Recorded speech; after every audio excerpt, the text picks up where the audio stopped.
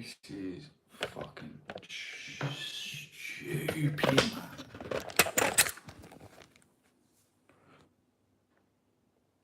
Okay, so now we're live.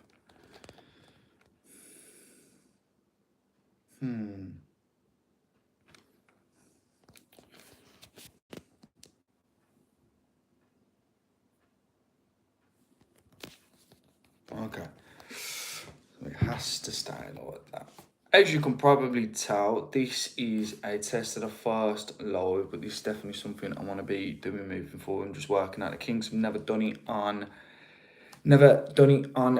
YouTube before, so mainly just testing everything out to make sure that everything, well, ultimately how everything works. That's my biggest thing. I've done things on Instagram, I've done things on TikTok, and they're a little bit easier to manage. Obviously YouTube, you've got the title, thumbnail, all that sort of stuff that needs to be amended or sorted out before you can start. What I'll probably do next time, because I'm going to be doing these every 2 weeks, what I'll probably look at doing next time is just starting the video and then seeing if I can change everything after. I'm pretty sure I should be able to do that.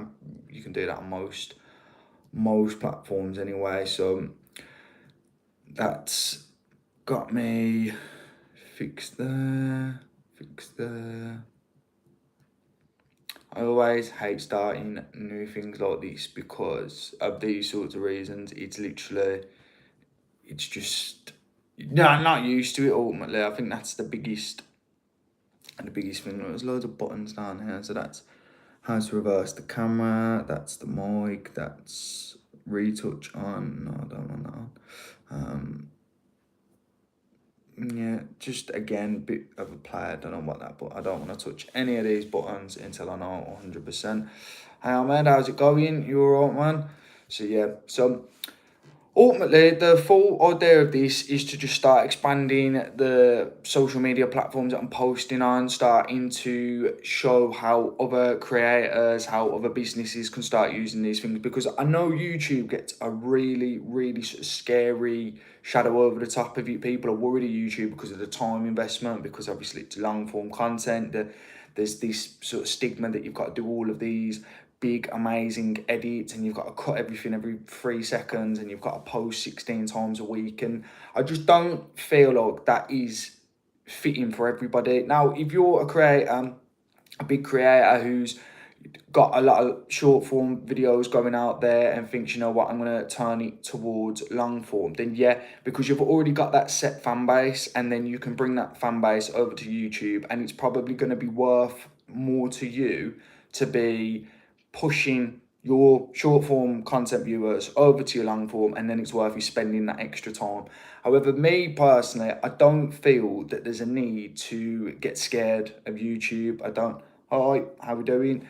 I don't feel like there's a need to get scared of YouTube. I don't think there's a need to get scared of creating content as a whole, whether it comes to short form, whether it comes to long form, whether it comes to training videos, podcasts, anything like that. There's no need to get scared. The biggest thing is getting started, because as you'll see, once I posted this, within the first 5 to 10 seconds, I was screwing up all over the place. I thought I could get this sort of set up how I used to get my podcast set up, with the front camera facing, recording it, but I was used to going in, editing, cutting. Now, because it's live, it's obviously, there's no room for error. Of course there'll be errors, but it's a lot more fixated on getting everything set up first and then making sure the content's there, making sure I've got things that I can talk about, make sure I'm engaging with you guys.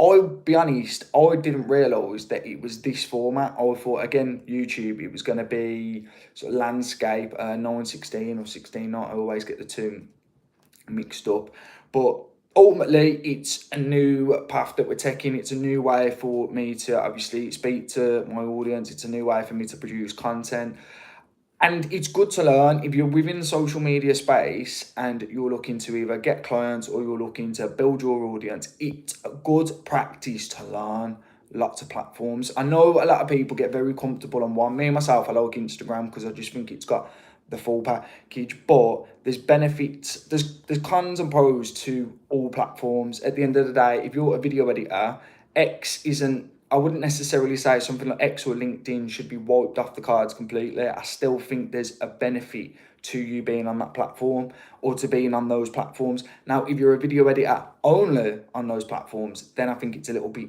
weird.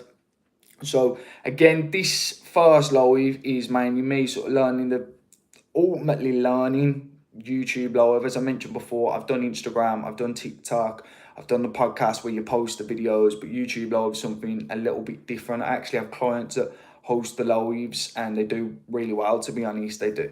But they're obviously a lot more in tune, they're a lot more used to the platform. That's the biggest thing, is everything seems scary until you start jumping on the platform, until you just sort of dive right in and do it. So I might notice now, once I posted this live, oh, I can't do any edits, I can't do any thumbnail testing, I can't change anything.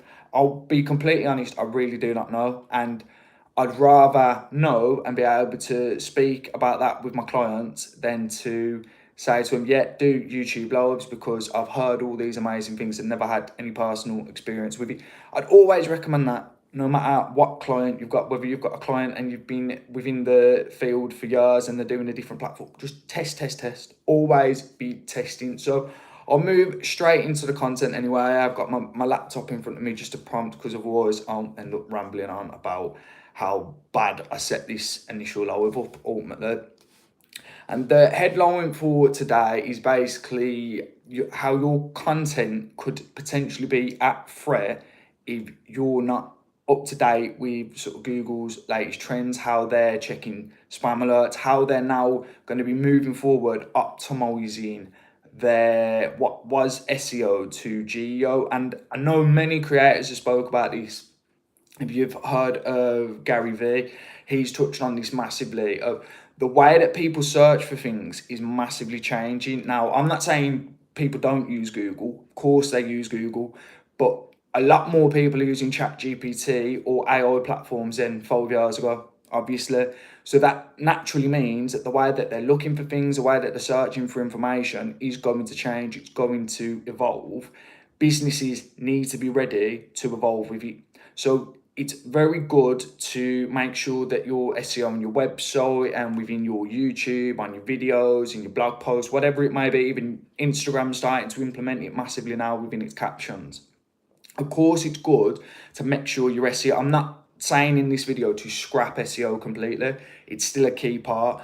But another area to focus on now for the marketers out there, for the business owners out there, is GEO. And that's how is your content, how is your profile, how is your online presence going to be picked up by AI search engines, the likes of Grok, the likes of Claude, the likes of Gemini obviously being a massive one. What do you need to be doing? Well, you need to be making sure that one, it's still human friendly, it's still packed with keywords, it's still doing the main things that SEO is doing, but you also want to make it friendly for AI search engines. You want to make sure that they can pick up on your content. When somebody comes onto your page, when AI is scanning, if any of you have used ChatGPT's agent mode, you'll see how it scans through content. It picks up certain words, it picks up keywords that you have prompted it to do. So for example, if you're a coffee shop and you do not include coffee or barista or takeaway or your location in any of your content, whether it's written, or well, mainly written, but whether it's written, video, website, whatever it is, you're not including those basics, which are SEO basics, let's be honest, but if you're not including that, you're not going to get picked up by GPT. And I'd be very, very surprised with the amount of money that it costs these sort of open AI, the sources of AI. I'd be very surprised if we don't see within the next 5 years them running ads and them running, and the price for them will be insane because it's what everybody's going to be searching for. So that will be sort of, you don't need to be panicking and thinking, I need to scrap all of my SEO and I need to focus solely on this.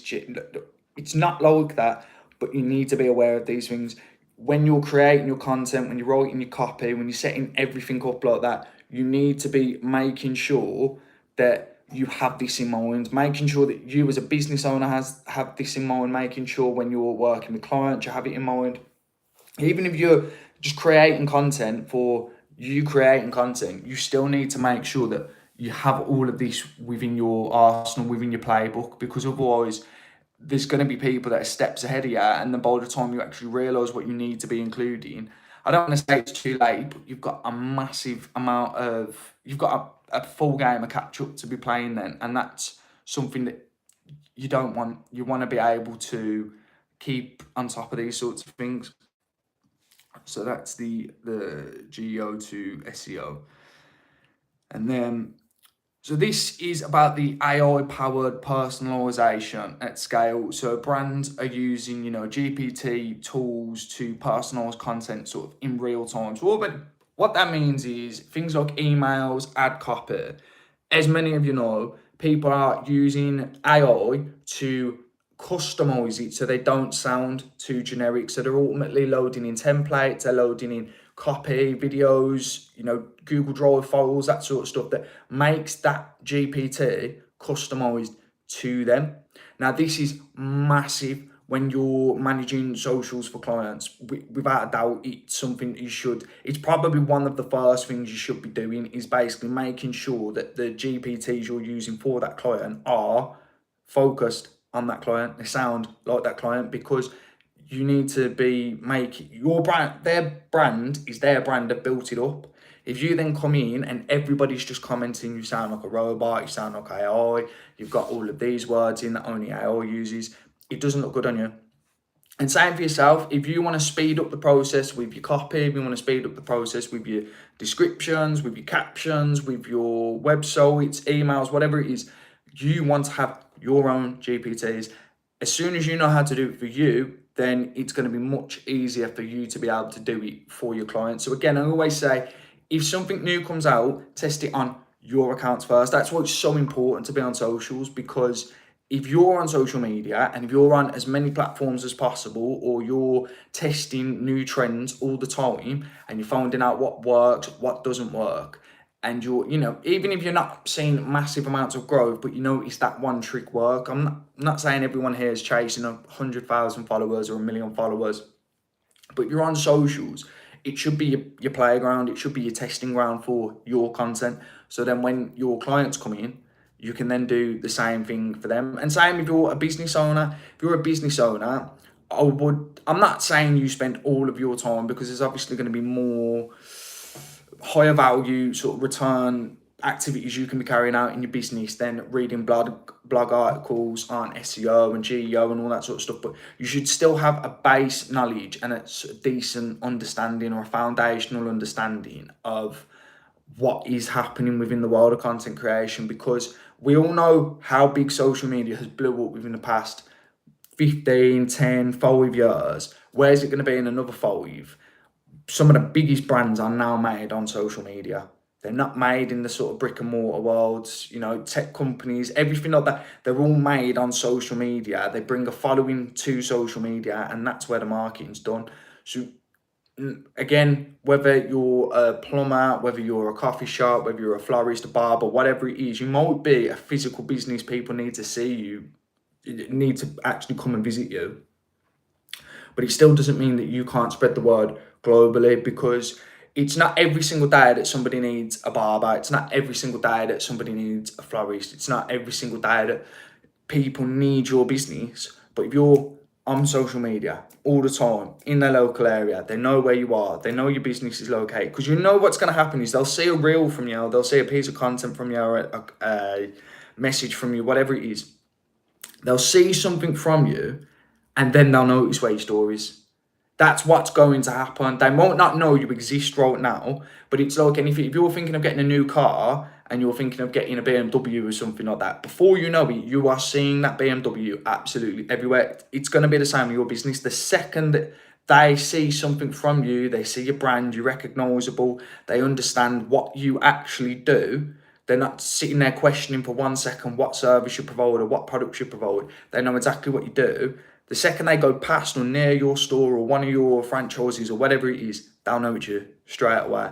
So keeping up to date, every single day, tracking trends and what's going on isn't necessarily going to be for everybody, dependent on your business model. but it should still be something that you make a conscious decision or have some consciousness towards. You know, it doesn't have to be always consuming social media content like me, or always consuming social media trends or what's working, what's not working, the new updates and things like that. That's not necessarily going to be for you, but have a base understanding. Set something up so you know you're reading an email or a newsletter each week that gives you a little bit of a backdrop onto me. FYI, dropping a newsletter very soon. If you want to subscribe to that, just hit me up on Instagram. So 2 trends that are, there you go, you can just watch me live each week, I'll give you the trends. 2 trends that are popping off right now is one called Rush Talk, which is basically you know, sort of the students, they're all going back into, well, there's 2, the Rush Talk and then the campus style as well, which is basically the students are going back to university, college, wherever you might be based. There's a lot of content being based around it. Again, what you've got is the new students that have, you know, just finished high school or secondary school, whatever country you originate from. It's all new to them. So they're going to be documenting their journey. Now, what you'd want to be looking at here is how can you integrate that sort of content into your business. So for example, if you're a local business and you're situated within a university city centre, or you know, you've got a university or college or anything like that centred to you, how can you, one, resonate your content with what they're posting and hop on those trends? Because you can guarantee people are creating that content, they're also going to be consuming it. So how can you ensure that they're consuming it, but they know it's from you and they know where you're located? You want to be obviously targeting sort of geolocation hashtags. So if you're in Birmingham, for example, you want to be targeting the Birmingham area, because there's no point in, I'm not saying having global views isn't good, but if you're only one building and you're mainly within a university campus, you want everybody in that university campus to know where you are, to know who you are, to know what you provide, to know what you can do for them. So this is a massive time for those sort of local businesses within university cities, which most places now, if I'm being honest, but if you're based within a university city, so say look, Birmingham, Leicester, London, pretty much everywhere in England's got, you know, some sort of major university within, you know, a decent radius. You want to be focusing on how can you bring in those customers? How can you resonate with that younger audience that's just started something new, they've just started university, or maybe it's even their second year, but they still didn't know you were there. They're going to be speaking to some of the first years or some of their friends. How can you get your content in front of them? And it should be every single sort of August to October. That's what should be on your mind. How do I get in front of them? How do I get a new custom base from these new 100, 200, 300, 500, thousands of students that are coming to this place now? They're all new and all of them could be coming into your business. How are you going to target them? So there's 2 trends, as I say, which is basically just sort of showing off the lifestyle, the new campus, the new campus. You could even go and do that. If you're a walk away from the campus, you could literally go record the campus and show people how to walk to your store, show people how to get from their dorms here. I didn't go to university, as you might be able to tell. Their dorms here or their sites here, the campus is here, and your business is 2 minutes away. A time lapse of, you know, you talking, you using a voiceover over the top of it to say like, oh, I'm hungry. If you're dipping food, I'd imagine if you're close to a university, could be suppliers, anything. Just quick thought, go and do it. It will take you 2 minutes, take you 3 minutes, however long it takes you to walk there, walk back, that's how long it will take you. You post it and you post it again, or you post a different style. It only takes a few of them to notice it, send it to their friends. You're in their head then. You're in their head. You're selling cookies when they want cookies later. No, they know you do cookies. It's perfect for local businesses, so I don't want to keep touching too much on that. I'll hit the next trend, which is nostalgia cringe marketing. Now, for anybody who is as old as me or as young as me, I'd like to say, I always think of this sort of nostalgia cringe is, if you've ever watched American Pie, it's a classic movie that you can't help but sort of wince at. Anytime you're watching it, it can be horrible because there's obviously the scenes in the movie or in the, you know, the movie series, you can't help but sort of turn your eyes away, but you want to watch. That's that nostalgic cringe, because it builds that relationship with you. So it builds a relationship because not everything has to be polished and squeaky clean. That's why lives are brilliant, because when you're editing videos, when you're posting videos, 9 times out of 10, it's a lot cleaner than when you just recorded it and posted it. Having that nostalgic cringe of an old photo of yourself, or what your product, again speaking strictly to businesses now, what your product used to look like, how you used to record videos, even if you get even more personal with it and show what you used to wear when you went to school, baby photos. It's cringe and it can be hard, and I'm not saying I'm going to be posting my baby photos all over YouTube and Instagram and everything like that, but it's good to, one, it builds your confidence, but two, there's going to be a relationship there, because if you've got, you know, an image of you as a 4-year-old dressed as Mario, that could resonate with a potential customer, and that could make them start a conversation with you. Now you've just got an inbound lead because you decided to just post a picture, and that's all you had to do. You didn't have to go any further than that. You just decided to post a picture, and now you've got a conversation with a customer. So that's the nostalgic cringe marketing, as I mentioned. Just, I always reference it to American Pie. Anytime I think of it, it's American Pie rings alarms in my head. And then we'll go. So we'll go to the conclusion today, because I don't want these to run really much longer than sort of 15 to 20 minutes. As I mentioned, I'm going to be doing these twice a week. I will, of course, be getting better with the setup and everything like that. But this is ultimately what I want to bring to the table for you guys, is what trends are going on now, how it applies to you, what updates are going on, what you need to have in your head when you're creating your content, when you're doing your marketing, when you're outreaching, when you're speaking to potential customers. What do you need to have in mind? So we'll keep these going for, as I say, between 15 to 20 minutes. There will be a summary in the description below, and of course I'll include all of my socials. So if there's any questions, if there's any topics you'd like me to touch on in future lives, just let me know. And I can assure you, as I start moving forward with these, they'll get better on the setup, and they'll get better. But completely honest, I'm looking now and I don't know how to end the thing. I think it's the X at the top. But as I say, within the next 2 to 3 days, I'll be dropping the next one. Any questions, just follow me on socials, see our socials, and I'll catch you guys next time.